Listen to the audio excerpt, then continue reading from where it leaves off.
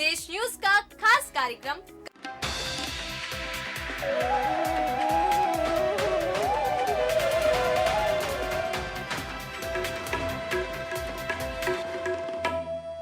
नमस्कार, आप देख रहे हैं देश न्यूज। मैं हूं आपके साथ सूरज पाठक। हमारे खास कार्यक्रम देश की बात देश न्यूज के साथ में आप सभी का स्वागत है। देश की बात देश न्यूज के साथ इस कार्यक्रम में हम हर बार एक ऐसी शख्सियत से आपको रूबरू कराते हैं जिन्होंने अपने क्षेत्र में, अपने कार्य क्षेत्र में एक ऐसा मकाम हासिल किया है जो दूसरों के लिए एक पायदान बना है, दूसरों के लिए अनुकरणीय पहल बना है।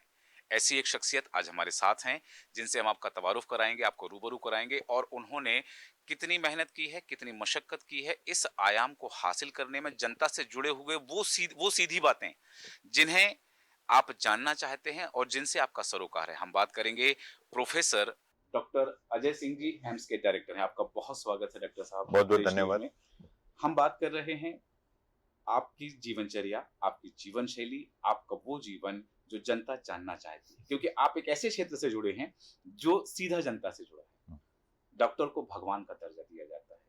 वास्तव में आज स्वास्थ्य के क्षेत्र में जितने नवाचार हो रहे हैं, जितने नवाचार आपने किए हैं, डॉक्टर को भगवान कहने के लिए क्या और जरूरी है? पहली बात तो आपके माध्यम से मैं सभी जनता को ये कहना चाहता हूँ कि डॉक्टर को डॉक्टर ही रहने दीजिए, उसको भगवान का दर्जा की आवश्यकता नहीं है, क्योंकि भगवान, हम डॉक्टर भी भगवान और जो नेचर है उस पर हम विश्वास करते हैं और हमारा जो प्रयास होता है वो इलाज को करना होता है। उसका अच्छा रिजल्ट या बुरा रिजल्ट जो होता है वो हम बहुत बार हमारे हाथों में भी नहीं रहता है। इसलिए मुझे ऐसा लगता है कि हमें डॉक्टर की जो डॉक्टर को भगवान के दर्जे वाली बात है उसको हमें नहीं बहुत आगे ले जाना चाहिए। लेकिन जीवन में सफल होने के लिए आपको निष्ठावान होना चाहिए, आपको जो है दूरदर्शिता के साथ आपको काम करना चाहिए। आप जो है दूसरों के, मेरा जो अपना पर्सनल मानना है कि दूसरों के दर्द को यदि आप खुद समझ सकें, मतलब यदि उसको पेन हो रहा है वो पेन आप महसूस कर सकें, तो आप एक अच्छे डॉक्टर बन सकते हैं। मैं हमेशा कहता हूं कि अच्छा डॉक्टर से वही होता है जो अच्छा इंसान होता है। तो यदि आप अच्छे इंसान हैं तो आप अच्छे डॉक्टर बन सकते हैं। बिल्कुल, जिस तरह से प्रोफेसर डॉक्टर अजय सिंह कह रहे हैं कि डॉक्टर को डॉक्टर ही रहने दीजिए, उसको भगवान मत कहिए, लेकिन जनता की जो उम्मीदें होती हैं वो एक भगवान से कम नहीं होती है। हम एम्स पर आते हैं। एम्स एक ऐसा संस्थान, एम्स का नाम आते ही कहीं ना कहीं जो मरीज है या जो उनके परिवार के लोग हैं उनकी उम्मीदें बढ़ जाती हैं। भोपाल एम्स को हमने बनते से लेकर जिस तरह से ग्रो कर रहा है, आगे बढ़ रहा है, हमने देखा है। लेकिन ये भी देखा है कि एक समय था, एक लंबी लंबी कतारें रजिस्ट्रेशन के लिए हुआ करती थी। लेकिन जब से प्रोफेसर डॉक्टर अजय सिंह जी यहाँ पर आए हैं, ये कहा जा रहा है कि इसकी जो प्रक्रिया है सरल की गई है। सर, किस तरह से इसको सरलीकरण किया गया है और अब क्या स्थिति? हमने लंबी लंबी लाइनें देखी हैं, हो सकता था रात से व्यक्ति आ जाए और सुबह तक रजिस्ट्रेशन की लाइन में लगा हुआ है। अब क्या चेंज आया है इसमें? बिल्कुल बिल्कुल, आपने बहुत सही कहा। मुझे ये पहले तो मैं ये आपके माध्यम से जनता को ये बताऊं कि हमारे पास पहले 1800 से 2000 मरीज आते थे, लेकिन जैसा आपने सही बताया कि सुबह 3 बजे 4 बजे वो आके लाइन लगाते थे और कहीं जाके उनको समय मिलता था, तो इसको काफ़ी कष्ट होता था बाहर से आने वाले मरीजों के लिए। तो हम लोगों ने कई सारे स्टेप लिए। हम लोगों ने इस प्रकार की व्यवस्था की कि उनका जो रजिस्ट्रेशन है वो चाहें तो अपने घर बैठ के ही रजिस्ट्रेशन करा के अपना नंबर क्रिएट कर सकते हैं और सीधे उस नंबर को लेके आप जिस भी डॉक्टर को आपको दिखाना है वहां पे आप चले जाएं। हमने इसी प्रकार से गूगल प्ले पे हम लोगों ने जो है वो एक ऐप बनाया जिसको हम लोग एम्स भोपाल ऐप्स कहते हैं, जिसके माध्यम से वो आप आए, आपको लाइन में बिना खड़े हुए आपको जो है वो ऐप को डाउनलोड करिए और अपना रजिस्ट्रेशन करा के सीधे आप डॉक्टर के पास चले जाइए।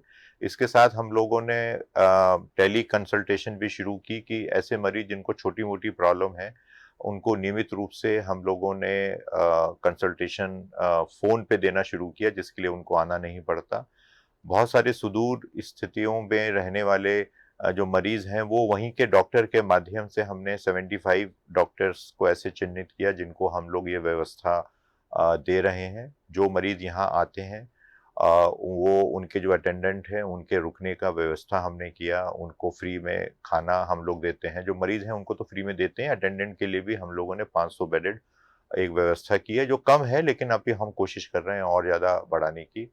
जो पेमेंट होता है वो अब ऑनलाइन पेमेंट किया जा सकता है। आप कोई भी यूपीआई जो है उसके माध्यम से आप पे कर सकते हैं। हम लोगों ने अलग-अलग जो श्रेणी के जो मरीज हैं, जैसे गर्भवती महिलाएं हैं या जो सीजीएचएस के या आयुष्मान के जो मरीज हैं या बुजुर्ग लोग हैं, उनके लिए अलग काउंटर बनाए हैं। भर्ती वालों के अलग काउंटर हैं, ओपीडी वालों के अलग काउंटर हैं, डिस्चार्ज वालों के अलग काउंटर हैं, पैसे वालों को अलग काउंटर हैं। इसी के साथ हमने जो इन्वेस्टिगेशंस होते हैं, चाहे वो ब्लड के इन्वेस्टिगेशन हो, चाहे सीटी एमआरआई हो, उसका हमने समय बढ़ाया। हमने 24x7 24 घंटे हम लोगों ने ये व्यवस्था दी, जिससे मरीजों को अब शायद थोड़ा कम रुकना पड़ता है, लेकिन अभी भी है, लेकिन वो पहले से बहुत कम है। ये सारी कुछ चीज़ें ऐसी हम लोगों ने किया जो मरीजों को आराम देने के लिए और कम उनको तकलीफ हो, इसका हमने शुरू किया। और सबसे बड़ी बात ये कि हमारे यहाँ जो इमरजेंसी सर्विसेज हैं उसमें हम लोगों ने ये कहा कि कोई भी मरीज जो हमारी इमरजेंसी में आता है वो भर्ती हो पाए या ना हो पाए, लेकिन उसका प्राथमिक उपचार हम अवश्य देंगे, तभी हम उसको भेजेंगे। और एक इमरजेंसी में ओपीडी भी बनाया है कि जिसमें जो छोटे मोटे मरीज हैं जो इमरजेंसी में आ रहे हैं लेकिन उनको भर्ती की जरूरत नहीं है, तो वो उसमें दिखा सकते हैं। तो ये सारी चीजें हम लोगों ने कोशिश की है कि यानी हम यानी करें। कि कहा जाए, जिसका जो सवाल मेरा था रजिस्ट्रेशन को लेकर, कहीं ना कहीं आपने उसको क्लासिफाइड भी किया है जी कि अगर बुजुर्ग है, गर्भवती जी महिला है, जी तो उनका जो रजिस्ट्रेशन प्रोसेस है वो जल्द हो सके। सूरज जी। बिल्कुल डॉक्टर साहब, जैसा कि आपने बताया कि बहुत सारे नवाचार किए हैं, सुगमता हो सके, लेकिन तब भी आज आम आदमी की मानसिकता में जब यदि कोई बीमारी होती है तो या तो वो किसी क्लिनिक पर जाना पसंद करता है कि साधारण दवाई लेकर के वो ठीक हो सके, कुछ बड़ा हो जाता है तो किसी निजी अस्पताल में जाना वो प्रेफर करता है कि भले ही पैसे खर्च हो जाएं लेकिन सुविधाएं मिल जाएं। तो आम आदमी तक ये बात पहुंच सके कि एम्स में सारी सुविधाएं और सुगमता से मिलेंगी, इसके लिए क्या प्रयास किए जा रहे हैं? इसके लिए मैं आपके माध्यम से सभी जो दर्शक हैं या और जितनी भी जनता है, मैं उसको ये विश्वास दिलाना चाहता हूँ कि जहां तक उपचार का सवाल है, एम्स भोपाल में क्वालिटी, वर्ल्ड क्लास क्वालिटी के सारे ट्रीटमेंट हमारे यहाँ होते हैं। हमारे यहाँ पे जो मशीनें हैं वो बहुत ही अच्छी क्वालिटी की हैं, जिसके लिए आपको पहले दिल्ली या चंडीगढ़ या चेन्नई जाना पड़ता था, वो अपना जाने की जरूरत नहीं है। ये भी बताना चाहूँगा कि हमारे यहाँ पे 5 दवाई के काउंटर हैं, जहाँ पे आने वाले मरीज को अब जो है वो दवाई जो कि अच्छी क्वालिटी की दवाई है, अमृत फार्मेसी के माध्यम से वो लोग क्लेम करते हैं कि 60% तक कम पे दाम पे अच्छी क्वालिटी की दवाएं होती हैं। तो वो सब चीज़ें हमने मुहैया कराई हैं। ये थोड़ा समय लगेगा जनता को इस बात को समझने में, और जब वो यहाँ आएंगे और वो इस बात को देखेंगे कि वास्तव में अब कठिनाइयां कम हो गई हैं, तो धीरे धीरे ये विश्वास होगा। इसमें समय लगता है। एम्स भोपाल की कोई बड़ी उपलब्धि क्या है और वो कैसे हासिल किया आपने? देखिए, एम्स भोपाल की बहुत सारी उपलब्धियां हैं। सबसे बड़ी उपलब्धि है कि जहाँ पे हमारे पास 1800 से 2000 मरीज आते थे, आज हमारे पास 5500 मरीज प्रतिदिन हमारे पास आ रहे हैं। लगभग 65% हमारी इमरजेंसी के मरीजों की संख्या बढ़ी। इसी प्रकार से हमने 960 बेड पे काम शुरू किया था। आज हमारे पास जो हैं वो 1260 बेड है। मतलब हम लोगों ने 300 बेड्स नए क्रिएट कराए, हमने आईसीयू नए क्रिएट कराए, बहुत सारी स्पेशल ओपीडीज हम लोगों ने शुरू की, जिसमें इनफर्टिलिटी क्लिनिक है, एडोलेसेंट क्लिनिक है, ट्रांसजेंडर पूरे देश में पहली क्लिनिक बनी जो ट्रांसजेंडर है। ये सारी चीज़ें कुछ ऐसी हैं जो मुझे ऐसा लगता है कि नया है और ज़रूरी था। और बाकी रोज ही एम्स भोपाल जो है वो कार्यरत रहता है। और सबसे ज़रूरी ये है कि एम्स भोपाल में हम लोग एनवायरमेंटल फ्रेंडली जो है वो हमारा ट्रीटमेंट है। मतलब प्लास्टिक ना यूज़ किया जाए या कम से कम यूज़ किया जाए, वाटर का जो है वो वेस्टेज कम से कम हो। हम सोलर पावर को, सोलर एनर्जीज को से अपनी बिजली बना रहे हैं, अपने लिए खुद की बिजली बना रहे हैं। मरीजों को फ्री में ट्रांसपोर्ट करने के लिए हमारे पास बैटरी ऑपरेटेड व्हीकल्स हैं। कचरा को इधर से शिफ्ट करने के लिए हमारे पास भी इसी तरीके के इलेक्ट्रॉनिक व्हीकल हैं। तो ये कुछ चीज़ें ऐसी हैं कि जो मैं कह सकता हूँ। तो बिल्कुल जिस तरह से डॉक्टर साहब बता रहे हैं कि तमाम सारे नवाचार किए हैं, और एक नवाचार का जिक्र करना चाहूंगा जिसको क्योंकि कवर भी किया था सर, ड्रोन को लेकर जिस तरह से एक पहल एम्स की तरफ से की गई थी, और कुछ इसकी टेस्टिंग भी हुई थी, कुछ दवाइयों को भेजा गया था। अब ये जो ड्रोन को लेकर नवाचार है वो किस तरह से और डेवलप हुआ है, या फिर इसके पीछे क्या और कार्य योजना है एम्स की? ड्रोन का हम लोगों ने सफल परीक्षण करने के बाद एक मध्य प्रदेश सरकार के पास हमने एमयू सिग्नेचर के लिए अपना डॉक्यूमेंट भेजा हुआ है। आज सुबह ही मेरी बात हुई थी। वो काफ़ी हाई लेवल पे पहुंच गया है, और सिग्नेचर के बाद हम लोग उसको प्रोफेशनली डेली लेवल पे हम लोग शुरू कर पाएंगे। जो नई चीज़ आप बोल रहे हैं कि जो पिछली बार हमने किया था, हमने एक एम्स से उड़ के एक पीएससी तक जाने का था। हम लोगों ने अब ये विचार किया है कि हम यहाँ से उड़ेगा, एक पीएससी में जाएगा, उस पीएससी से फिर दूसरी पीएससी में जाएगा, फिर हमारे पास आएगा। तो हॉपिंग जो फ्लाइट है वो हम शुरू करेंगे, तो एक ही बार में हम लोग ज़्यादा दो जगहों को ज़्यादा सुविधाएं हम दे पाएंगे।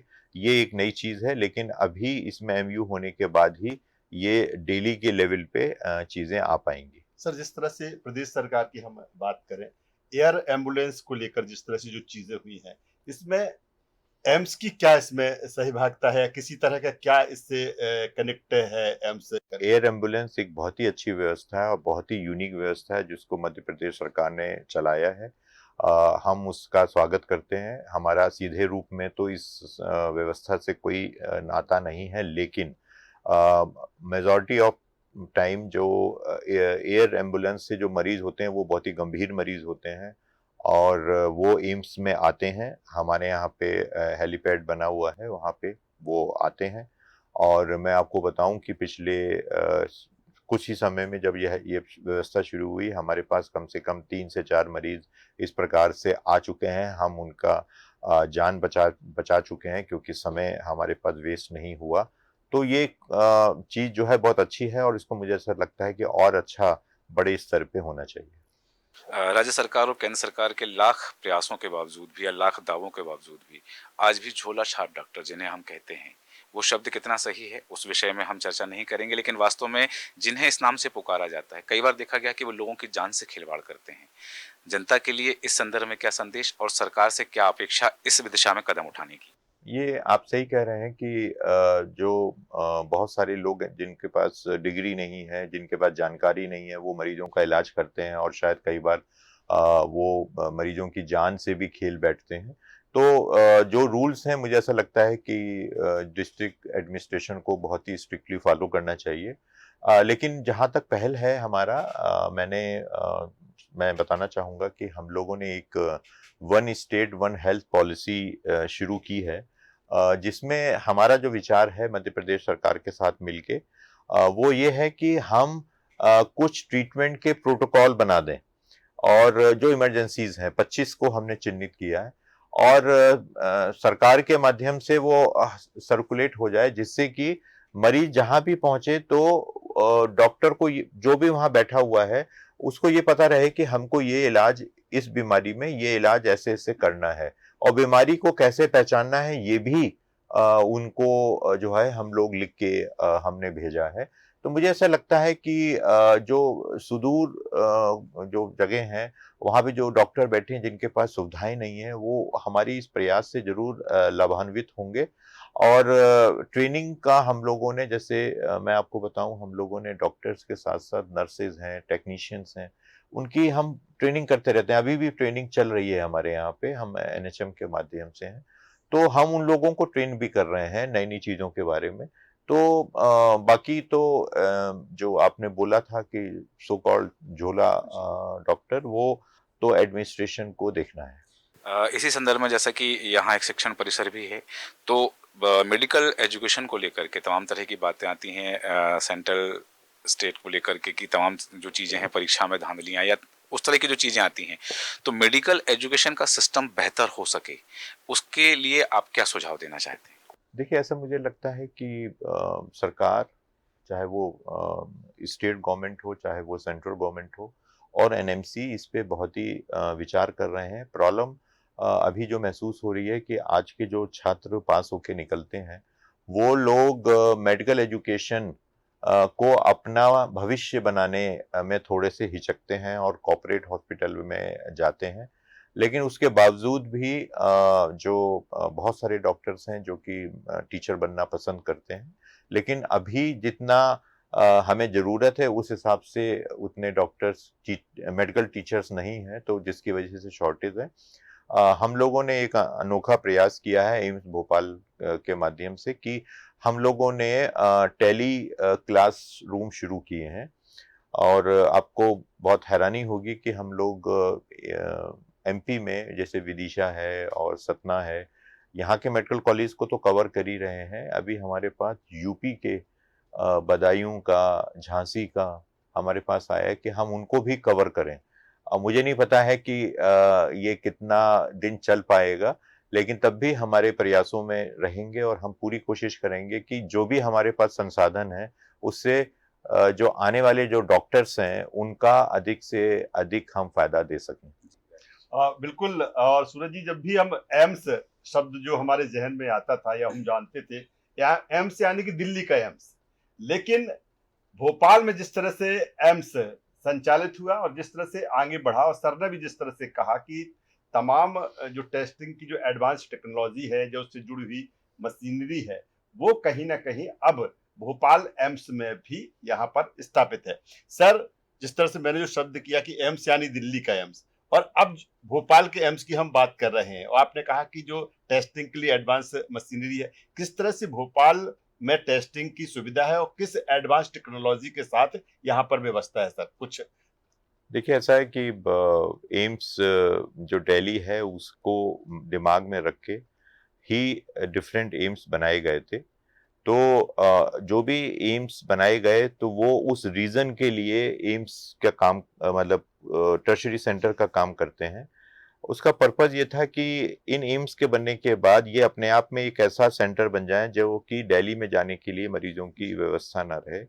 इसमें भारत सरकार भरपूर सहयोग कर रही है, पैसे से, संसाधनों से, मैन पावर से, कि हम उस चीज़ को डेवलप करें। वो बहुत पुराना संस्थान है, वहाँ तक पहुँचने में थोड़ा समय लगता है, वो समय लगेगा, लेकिन एम्स भोपाल के माध्यम से तो मैं ये ज़रूर कह सकता हूँ कि एम्स भोपाल दिन प्रतिदिन ऐसे नए इनोवेशंस करता रहता है जिसमें हम लोग मरीजों की तकलीफ़ों को कम कर सकें। आपने सही कहा कि हमारे पास ना सिर्फ ऐसी जाँचें की मशीन नहीं है, जो कम समय में मरीज़ को ज़्यादा एक्यूरेट रिपोर्ट दे सकती हैं। हम उसकी संख्या भी बढ़ा रहे हैं जिससे कि हमारी जो वेटिंग लिस्ट है वो कम हो। लेकिन उससे भी कहीं ज़्यादा ज़रूरी है कि जो इलाज से संबंधित हमारे पास नए-नए जो टेक्नोलॉजीज़ आ रही हैं, चाहे वो रोबोट आ रहा है, हम लोग अभी 2 रोबोट खरीदने की प्रक्रिया शुरू हो चुकी है हमारी। हमारे पास गामा नाइफ की प्रक्रिया शुरू हो गई है, पेट सीटी की प्रक्रिया हमारी शुरू हो गई है। बहुत सारी ऐसी चीज़ें जिसके लिए अभी या तो प्राइवेट में जाना पड़ता था या उनको कहीं बाहर जाना पड़ता था, स्टेट से बाहर। अब वो सारी चीज़ें अब मुझे लगता है कि आने वाले 6-8 महीने में सब खत्म हो जाएगा। सर, जिस तरह से आपने रजिस्ट्रेशन को लेकर जब हमने पूछा था, तो आपने कहा था कि अब उसको बहुत सरलीकरण उसका हो चुका है, बहुत जल्द रजिस्ट्रेशन होते हैं, ऑनलाइन रजिस्ट्रेशन होती है। लेकिन अभी बात जो आती है एम्स भोपाल को लेकर, जांचों को लेकर, कहीं ना कहीं चाहे सिटी स्कैन की बात करें या अन्य तरह की जो जांचें, उसमें एक समय जो ड्यूरेशन है वो ज्यादा लगता है। इसको ड्यूरेशन कम हो, इस दिशा में क्या एम्स भोपाल के प्रयास है सर? देखिए, जैसे मैंने बोला कि जहाँ हम लोग पहले 2000 मरीज को देखते थे, उनकी जांचें करते थे, अब हम 5500 मरीजों की जांचें करते हैं। तो आप समझ सकते हैं कि जैसे सुविधाएं आप बढ़ा रहे हैं, उतने ही मरीज बढ़ते जा रहे हैं, तो वो मरीजों की संख्या बढ़ने की वजह से फिर वो जो गैप है वो कम नहीं हो पा रहा है, पहली बात। क्योंकि हमारी अब व्यवस्था अच्छी हुई है, लोगों का कॉन्फिडेंस एम्स भोपाल में मुझे लगता है कि आम जनता का बढ़ा है। उसकी वजह से जो लोग पहले यहाँ नहीं आते थे जांच कराने, अब वो जांच कराने के लिए भी यहाँ आ रहे हैं। मेरा उनसे ये अपील है कि छोटे चीज़ों के लिए या छोटे मर्जों के लिए या छोटी जांचों के लिए जो स्टेट गवर्नमेंट ने बहुत सारी ऐसी सुविधाएं, सरकारी अस्पताल हैं, मेडिकल कॉलेजेस हैं, उनमें भी यही सुविधाएं हैं। आप यदि वहां से लें तो हमारे पास थोड़ा सा लोड कम होगा और शायद हमारे पास वही जो मरीज बहुत गंभीर है, जो कहीं भी इलाज नहीं करा सकता, उन्हीं के हमारे पास मरीज आएंगे, तो शायद इससे वेटिंग लिस्ट में थोड़ा सा हमें आराम मिलेगा। मेडिकल साइंस में एआई टेक्नोलॉजी के बारे में आपका क्या विचार है? एआई टेक्नोलॉजी भविष्य है और सबसे जरूरी मैं कहता हूं कि एआई को हम लोगों ने एम्स में और सभी जगहों पे होना चाहिए। हमने तो एम्स भोपाल में एआई को जो अंडर ग्रेजुएट टीचिंग है उसके साथ हमने उनको जोड़ा है। एआई पे हम लोगों ने जो हमारे डॉक्टर्स हैं, जो हमारी नर्सेज हैं, उनमें रिसर्च कैसे की जाए उस पे हम लोग मोटिवेट कर रहे हैं। एआई का जैसे कैंसर है, सर्जरी है, रेडियोलॉजी है, उसमें ऑलरेडी ये एस्टेब्लिश हो चुका है एआई का। उस पे हम लोगों ने आगे हम लोग बढ़ रहे हैं। एआई सेंटर पे हम लोगों ने बहुत सारे ऐसे संस्थान हैं जिनके साथ हमने एमयू करके इस पे आगे बढ़ने का है। तो एआई भविष्य में जो है वो एक बहुत महत्वपूर्ण जगह रखेगा, लेकिन एक मुझे ऐसा लगता है कि जो ह्यूमन टच है, जो जो डॉक्टर और मरीज का बीच का रिश्ता है, वो कभी भी एआई पूरा नहीं कर सकता। तो एआई जो है वो compete नहीं कर सकता, रिप्लेस नहीं कर सकता। वो आपको असिस्ट कर सकता है, मदद कर सकता है डायग्नोसिस बनाने में। लेकिन ये सोचना कि हम एआई के माध्यम से हम मरीजों को ट्रीटमेंट शुरू कर देंगे, तो मुझे लगता है कि वो शायद गलत होगा। आप सफल व्यक्ति हैं, एम्स के डायरेक्टर हैं, एम्स भोपाल में की सारी सुविधाएं आप संचालित कर रहे हैं, आपके निर्देशन में सब कुछ हो रहा है। जीवन में सफलता प्राप्त करने के लिए किस तरह के प्रयास किए हैं और क्या प्रयास करने चाहिए आम जनता के लिए, आपका क्या दृष्टिकोण है? मुझे ऐसा लगता है कि आप अपने प्रति सबसे जरूरी है सत्यनिष्ठ हो। जब आप अपने लिए सच्चे होंगे तो आप दूसरों के लिए भी सच्चे होंगे। और मेरे टीचर ने मुझे सिखाया, जो मैं पालन करता हूँ, मैं अपने स्टूडेंट को भी बताता हूँ कि एज ए डॉक्टर आप कोई भी ट्रीटमेंट करते हैं किसी भी मरीज का, आप ये मान के चलें, जब मैं मानता हूँ कि वही जांचें लिखें, वही दवाएं लिखें जो आप अपने लिए चाहते हैं। आप अपने ऊपर ट्रायल नहीं करना चाहते तो आपको मरीजों पर भी ट्रायल नहीं करना चाहिए। ट्रायल करने का अलग तरीका है। और तीसरी बात, महंगी दवाएं खा के या महंगा इलाज करके ही मरीज ठीक हो सकता है, इस भ्रांति से भी हम लोगों को बाहर निकलने की जरूरत है। तो और मरीज की जरूरत पे हमको विश्वास करना चाहिए, ना कि हमको जो कहते हैं ना जो मार्केट ड्रिवन फोर्सेस हैं उस पे हम लोगों को नहीं जाना चाहिए। तो ईमानदारी मुझे ऐसा लगता है और एथिक्स जो है ये सबसे जरूरी है जीवन में आगे बढ़ने के लिए। एक और बात छोटी सी, जी। आपने कहा कि महंगी दवाई खा करके या लिखना है कि महंगी दवाई लेकर ही मरीज ठीक होगा। आम धारणा है भारतीय लोगों में, वो कभी डॉक्टर को श्रेय नहीं देते हैं कि डॉक्टर ने ट्रीटमेंट किया तो हम ठीक हुए। वो कहते हैं 30,000 लगे तो ठीक हुए, 40,000 लगे तो ठीक हुए। वो श्रेय पैसों को दिया जाता है। इस मानसिकता से कैसे उभरा जा सकता है? इससे मानसिकता से तो मैं नहीं बता पाऊंगा कैसे जी। उभरना है। वो आप ही लोग आप लोग ज्यादा अच्छा करेंगे, आपको प्रयास करना पड़ेगा। बिल्कुल आपने सही कहा। जी। कोई ये नहीं कहता एम्स में मैं ठीक हुआ या डॉक्टर से ठीक हुआ, उनको ये लगता है कि मैंने इतना 1,000 रुपया खर्च किया इसलिए मैं ठीक हुआ। वो सच्चाई नहीं है, लेकिन ये एक ऐसा है कि इसका कोई हल नहीं है। ये मानसिकता है तो धीरे धीरे निकलेगी। सूरज जी, जब हम एम्स भोपाल की जर्नी की बात कर रहे हैं, लेकिन आखिर में मैं डॉक्टर साहब की जर्नी जानना चाहूंगा कि किस तरह से इस फील्ड में आए और किस तरह से जर्नी रही। संक्षेप में सर मैं आपको भी समझना चाहूंगा। देखिए, ऐसा है कि मेरे फादर जो थे वो एक टीचर रहे हैं, डिग्री कॉलेज के टीचर थे गाजियाबाद में। और मेरी माताजी जो थी वो होम मेकर थी। और हम लोग, मेरा जन्म जो है वो गाजियाबाद में हुआ। 12वीं कक्षा तक मैंने वहीं पे पढ़ाई की। उसके बाद लखनऊ का जो किंग जॉर्ज मेडिकल यूनिवर्सिटी है उसमें मेरा सिलेक्शन हुआ और वहाँ पे मैंने एमबीबीएस किया। वहीं से मैंने आर्थोपेडिक्स में एमएस किया और फिर वहीं पे मैं अध्यापक हो गया और वहाँ मेरी जर्नी चलती रही। मैंने पीडियाट्रिक ऑर्थोपेडिक्स एक नई विधा का शुभारंभ किया, एक नया डिपार्टमेंट का शुभारंभ किया। मैं विभिन्न पदों पे रहा किंग जॉर्ज मेडिकल यूनिवर्सिटी में। उसके बाद सरकार ने मेरे को नोएडा सेक्टर 30 में एक चाइल्ड पीजीआई है, उसमें उसका निदेशक मुझे बनाया। वहाँ से फिर मैं एम्स भोपाल में आ गया। मैं अगस्त 22 से भोपाल में एम्स में मैं कार्य कर रहा हूँ और आज आपके सामने बैठा हूँ। जितना भरोसा चिकित्सा पर, जितना भरोसा डॉक्टर पर, उतना ही भरोसा प्रबंधन और कुशल नेतृत्व पर भी होता है। तब जाकर के चीजें सफल होती हैं और वो आयाम प्राप्त होते हैं, उन सोपानों तक हम पहुंचते हैं जो हमारे द्वारा लक्षित किए गए हैं। और उनकी परिलक्षणा तभी संभव है जब अथक प्रयास हो। और डॉक्टर प्रोफेसर अजय सिंह जी के जो प्रयास हैं भोपाल एम्स को सीधे जनता से जोड़ने का, और वो जो भ्रांतियां जनता में हैं वो दूर हो सके और नवाचार करते हुए आम आदमी तक बेहतर इलाज सुगमता से पहुंच सके, इस दिशा में जो प्रयास किए जा रहे हैं वो सफलता के आयाम को छू रहे हैं। यही प्रयास है और ये प्रयास डॉक्टर अजय सिंह जी के निरंतर रहेंगे। हमारे आज के खास कार्यक्रम में इतना ही। आप बने रहें देश न्यूज के साथ। नमस्कार डॉक्टर साहब। नमस्कार।